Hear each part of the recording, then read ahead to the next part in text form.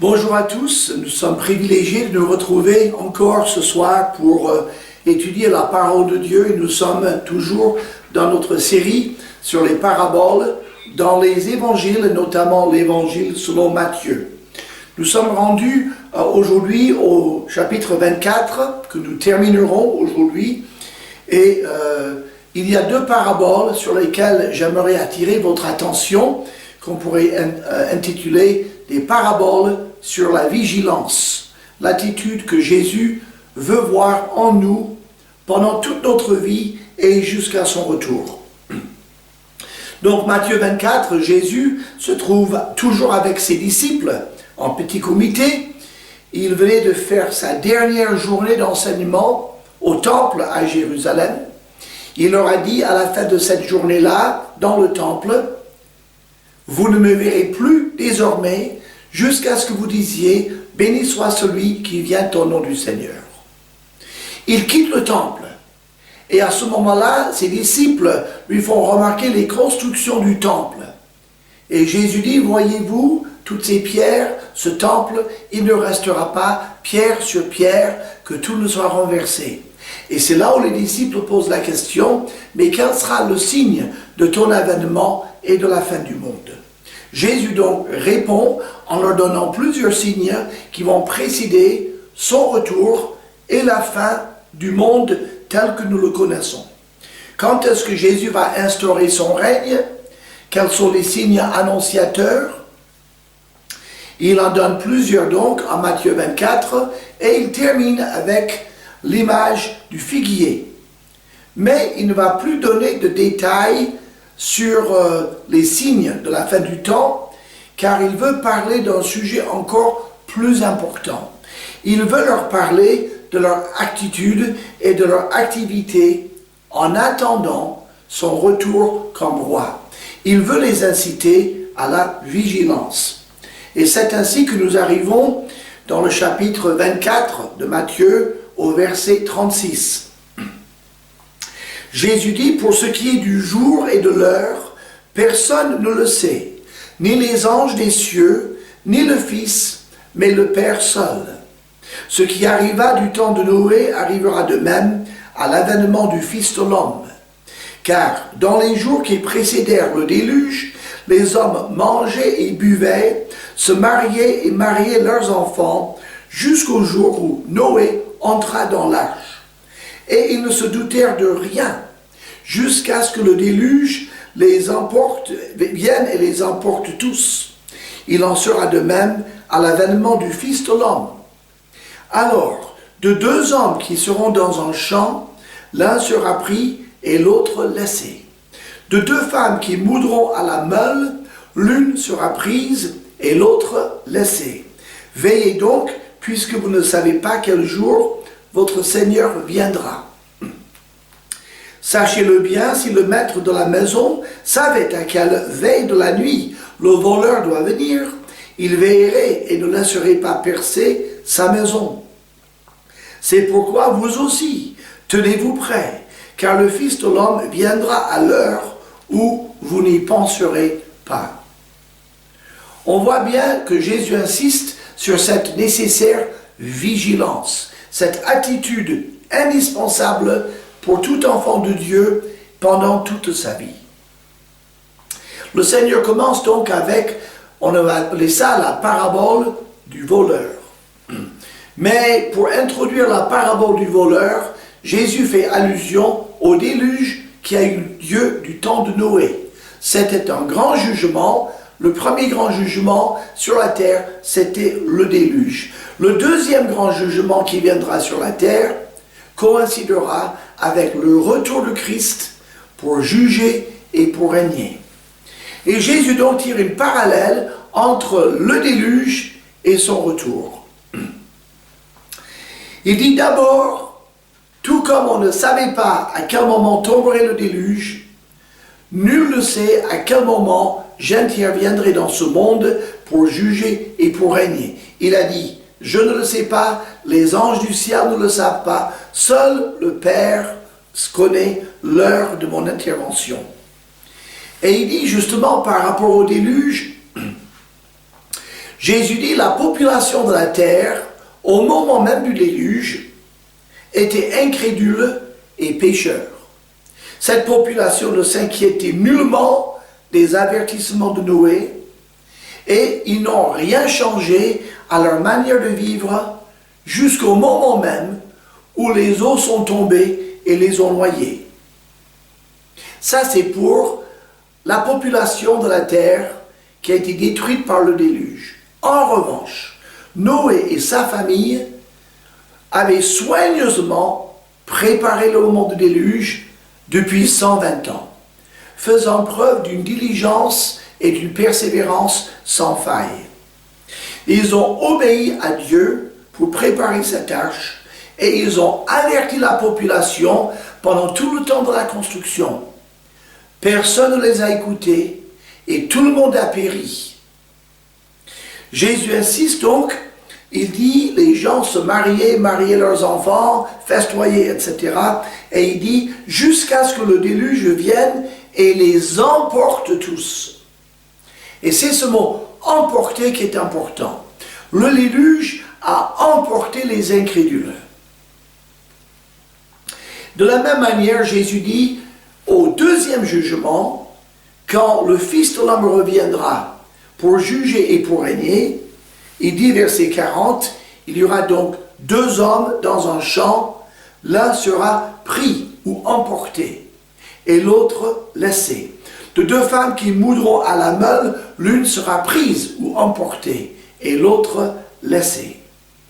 C'est très important parce que parfois on pense que quand on parle de ces 2 hommes ou de ces 2 femmes, la personne qui est prise est enlevée à l'enlèvement de l'Église pour partir au ciel. Mais ce n'est pas du tout le contexte du passage. Ici, nous ne sommes pas dans le contexte de l'enlèvement de l'Église, mais dans le contexte de la fin du monde, du retour de Jésus-Christ et de son jugement et de son règne. Nous savons qu'une bonne partie de la terre aura sur son front ou sur sa main droite la marque de la bête. Et ceux qui ont la marque de la bête, le Seigneur les amènera au jugement dès son retour. Ce qui fait que quand il reviendra, il dit les méchants seront emportés ou pris, tout comme les incrédules ont été emportés par l'eau du déluge. Le Seigneur enchaîne donc naturellement avec la parabole du voleur. Nous venons de le lire. Alors, on peut trouver curieux que Jésus prenne une parabole du voleur pour parler de son retour. Mais il y a des choses qui sont en commun. D'abord, Jésus n'est pas un voleur. Il vient chercher ce qui lui appartient. C'est le propriétaire légitime. Mais il dit, il y a des parallèles entre mon retour et la venue d'un voleur dans une maison. Premièrement, le jugement de son retour se fera de manière imprévue ou sans prévenir. Comme un voleur vient sans prévenir, Jésus vient sans prévenir. Jésus viendra pour emporter les gens pour le jugement, tout comme un voleur qui vient pour emporter des objets de valeur. Et Jésus dit surtout à ses disciples, à tout son peuple, de se tenir préparés pour son retour, de ne pas vivre dans l'inconscience ou dans l'insouciance, comme un propriétaire qui ne prendrait pas au sérieux le danger que présentent les cambrioleurs. Le message que Jésus veut faire passer ici, c'est le message de préparation. Il dit, aucun maître de maison, aucun propriétaire, s'il sait que les cambrioleurs viendront, ne laissera percer sa maison. Il les attendra de pierre ferme. Il le fermera, il sécurisera la maison de toutes les manières possibles. Mais s'il sait que les voleurs viendront, il sera prêt. Seulement, s'il ne sait pas si les voleurs viendront, ni quand ils viendront, et si les voleurs tardent à venir, il va se relâcher, il ne va pas maintenir en état de préparation. Et Jésus dit, soyez comme le propriétaire d'une maison qui guette et qui sait qu'un vol est toujours possible. L'essentiel, c'est d'être toujours prêt. Le jugement va venir, Christ dit, mon règne viendra, je viendrai soudainement sans prévenir. Tenez-vous prêts, soyez prêts pour mon retour. Le Seigneur Jésus, quand il viendra, va juger l'Antichrist, Satan et tous ceux qui leur ont été loyaux. Il va les emporter vers le jugement, il va les faire disparaître avant d'établir son règne de paix.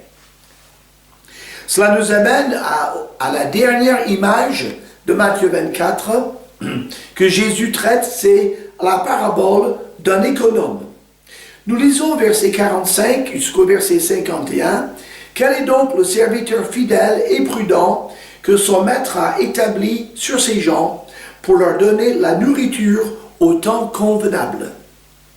Heureux ce serviteur que son maître à son arrivée trouvera faisant ainsi. Je vous le dis en vérité, il l'établira sur tous ses biens.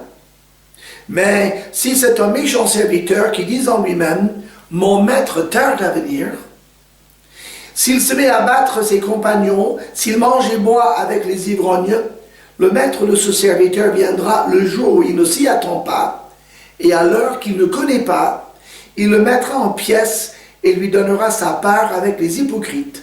C'est là qu'il y aura des pleurs et des grincements de dents. Alors, on appelle souvent cette parabole la parabole du serviteur fidèle et prudent. Mais le Seigneur lui-même donne deux versions ou deux fins possibles à cette parabole. Il y a le bon serviteur qui est fidèle et prudent, et puis il y a le serviteur qui est méchant. Ce qui est commun aux deux scénarios, c'est que les deux serviteurs sont ce qu'on appellerait à l'époque des économes, ou aujourd'hui on dirait des gérants, des managers. Ce sont des serviteurs qui sont responsables pour les autres serviteurs du maître. À l'époque, Joseph, par exemple, était économe de Potiphar, c'est-à-dire il se tenait au magasin, il tenait les comptes, il donnait les outils à tous les ouvriers, il donnait les denrées alimentaires à ceux de la cuisine, il veillait sur la bonne marche de tous les domestiques et de la maison de Potiphar en général. C'était le gérant de tous les domestiques. Et donc c'est le sens du économe. Cette parabole s'adresse donc à tous ceux qui gouverneront le monde ou une partie du monde pendant l'absence de Jésus. Elle peut s'appliquer aussi aux responsables d'église, puisque les responsables d'église gèrent et prennent soin du peuple de Dieu pendant toute la période où Jésus est absent de la terre. Sans doute, il parle essentiellement de ceux qui vont s'occuper de son peuple, de sa cause, pendant la tribulation, où ce sera difficile. Il y a des gens qui vont s'occuper du peuple d'Israël pendant la tribulation, la période qui précède son retour.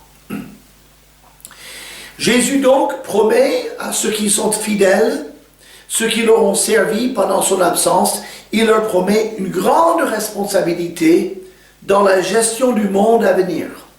Dans la parabole, Jésus dit, le serviteur fidèle et prudent, il dit, il établira sur tous ses biens.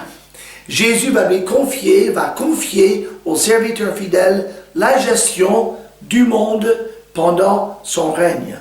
Sans doute leur place de gouvernance dans le futur royaume millénaire du Seigneur. Bon, ça c'est le sens même de la parabole et de l'enseignement de Jésus. Mais on peut aussi tirer de riches applications pour nous-mêmes aujourd'hui.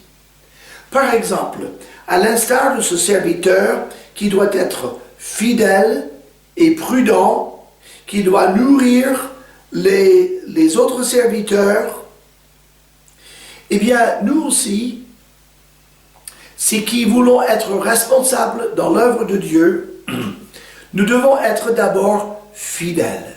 L'apôtre Paul dit aux Corinthiens, ce qu'on demande à un économe, c'est que chacun soit trouvé fidèle. Ça veut dire vivant de la même manière que Jésus vienne ou qu'il reste absent. Pas de différence de comportement. En plus, les responsables de l'œuvre de Dieu doivent être sages ou prudents, savoir comment encourager les timides dans le troupeau et réfréner ceux qui prennent trop de place. Ils doivent diriger, c'est-à-dire savoir unir et inspirer le groupe pour aller dans la bonne direction.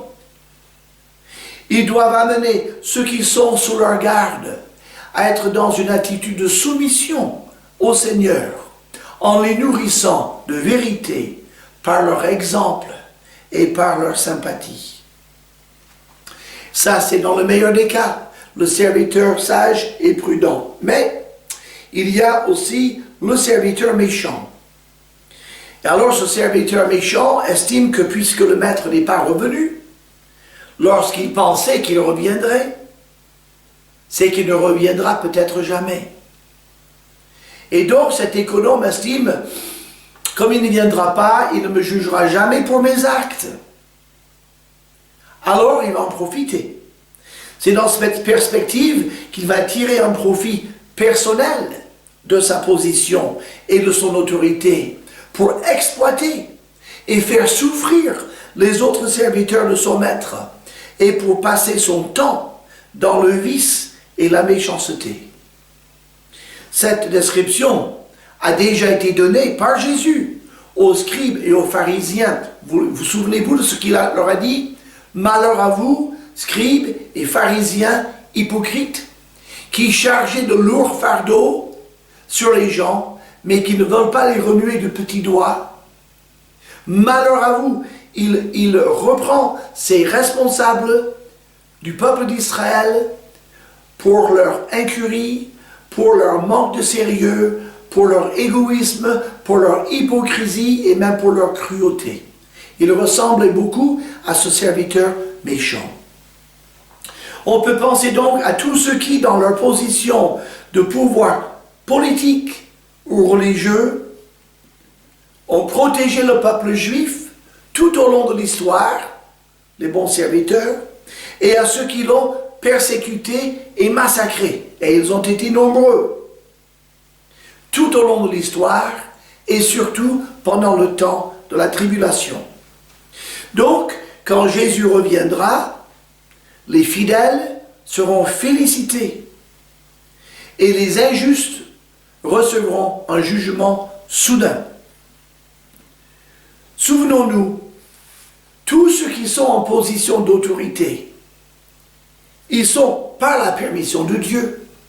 La Bible dit par Paul en Romains chapitre 13, les autorités qui existent ont été instituées de Dieu. Cela veut dire que tous ceux qui exercent l'autorité, c'est par la permission de Dieu. En même temps, ceux qui exercent la gouvernance, l'autorité et la responsabilité vont tous rendre des comptes à Dieu. Que ce soit des responsables d'église, que ce soit des responsables politiques, que ce soit des responsables au sein de l'entreprise, puisque tout appartient au roi des rois et au Seigneur des seigneurs, tous ceux qui exercent un mandat pour gouverner les autres rendons des comptes à Dieu. Et nous voyons bien ici que dans la parabole du serviteur, il ne s'agit pas de l'Église et des chrétiens ou des pasteurs, puisque vous avez des serviteurs prudents, vous avez des serviteurs méchants. Donc, ça désigne n'importe quel dirigeant qui hérite d'une responsabilité.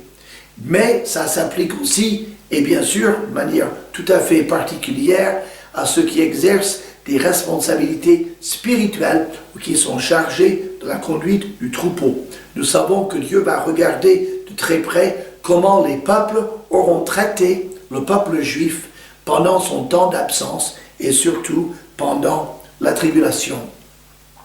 Pour conclure, nous pouvons louer Dieu et le remercier de ce qu'il est le roi des rois et le Seigneur des seigneurs, de ce que toute injustice et toute cruauté et toute méchanceté sera un jour sanctionnée, et que ceux qui ont vécu dans la soumission, dans le respect et dans l'amour de Dieu dans la fidélité à sa parole, connaîtront de véritables félicitations de la part du Maître.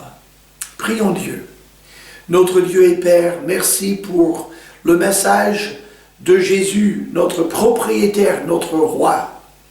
Nous te remercions pour sa promesse de tenir compte de la fidélité des uns et de juger l'infidélité des autres. Nous voulons être prêts pour son retour et obéir à l'esprit de ses paraboles. Tenez-vous prêts. Qu'il en soit toujours ainsi pour la cause de Jésus-Christ. Amen.